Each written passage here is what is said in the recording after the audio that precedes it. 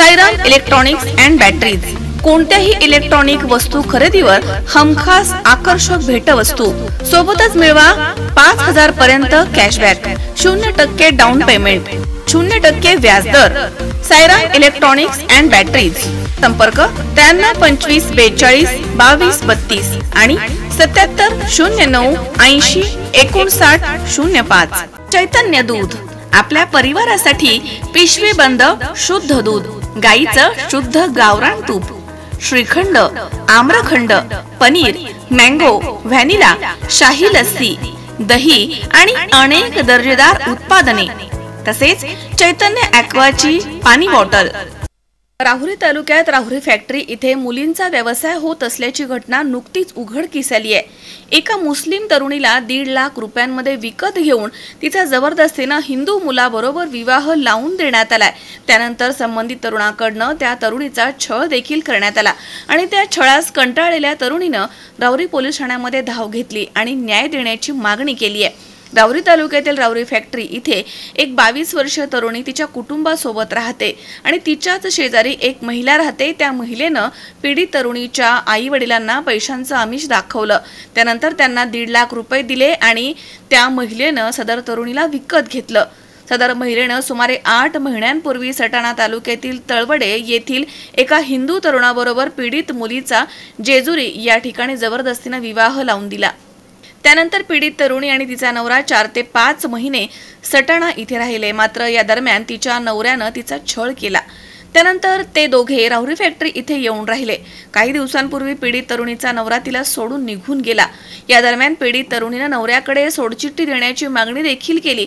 मात्र मी पैसे देऊन तुझ्यासोबत लग्न केलंय, अगोदर माझे पैसे परत दे, नंतरच मी तुला सोडचिठ्ठी देतो, असं त्यानं म्हटलंय।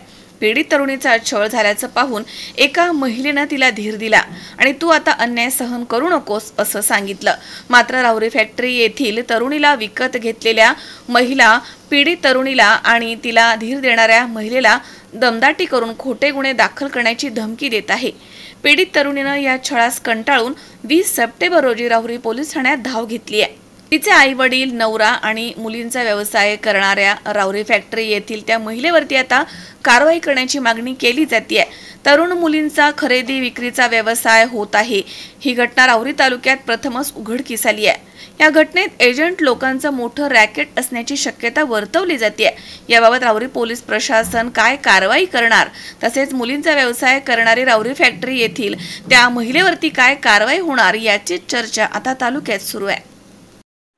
माझं वय 22 वर्ष आहे। मनीषा लोखंडेची एक बाई आहे।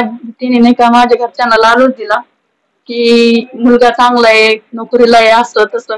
मग माझ्या घरच्यांना 1.5 लाख रुपये दिले, पैसे दिले, मग लग्न करून दिलं। मग मी नाशिकला सटाणा इथे गाव आहे, तिथं राहिले 5 महिने।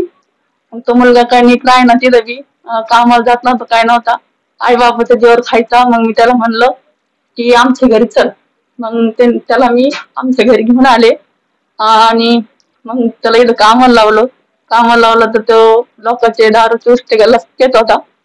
मग ते झालं।